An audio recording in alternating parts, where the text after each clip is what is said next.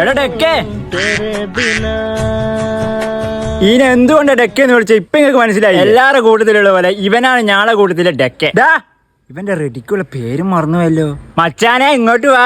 ഞാൻ വരൂല. വാടാ. എനിക്ക് ഡെക്കെന്ന് വിളിക്കാനല്ലേ ചങ്കേ.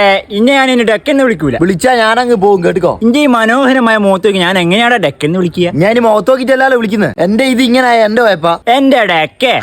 എന്നാൽ ഈ ചങ്ങാന്റെ പേരെന്തേനു? എന്റെ ചങ്കേ. ഇതെല്ലാം ചിലപ്പോ ഇന്റെ ഭാഗ്യമായിരിക്കും. ഇതാ ഭാവിയിൽ എന്തെങ്കിലും ഉപകാരം ഉണ്ടായിക്കൂടെ? ഇതിനെ കൊണ്ട് എന്ത് ഉപകാരോ?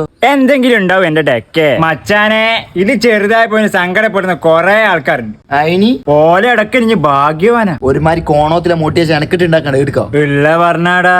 ഇതുള്ളതിന്റെ ഏറ്റവും വലിയ ഇടങ്ങാറെന്ന് അറിയിക്ക്. നടക്കുന്നേരം എല്ലാരും നോക്കുന്ന, ഓടുന്നേരം എല്ലാരും നോക്കുന്ന, പിന്നെ ഇഞ്ഞപ്പോഴത്തെ കൊറേ നേരമ്പന്മാർ ഇടക്കിടക്ക് ഇത് വന്നിങ്ങനെ തോണ്ടിയോണ്ടിരിക്കും. ഇടക്കിടക്ക് തോണ്ടിയൊക്കെ തന്ന ഫോണാ.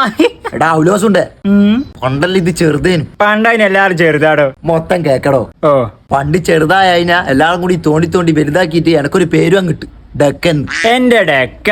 ഇനി മേലാൽ എന്നെ പേര് വിളിച്ചാലോ, എന്റെ പേര് വിളിച്ചാ മതി. വിളിക്ക്. മൂഞ്ചി. വിളിക്കടാ എന്റെ പേര്. എന്റെ ശുക്കൂറെ. അതിന്റെ ഉപ്പാന്റെ പേരല്ലേ? പെട്ടെന്ന് പോരേലാന്ന് വിചാരിച്ചു. എന്നാ എന്റെ പേര് വിളി. വിളിക്കടാ. എന്റെ അയിമൂട്ടിയെ. അയിമൂട്ടിയാ?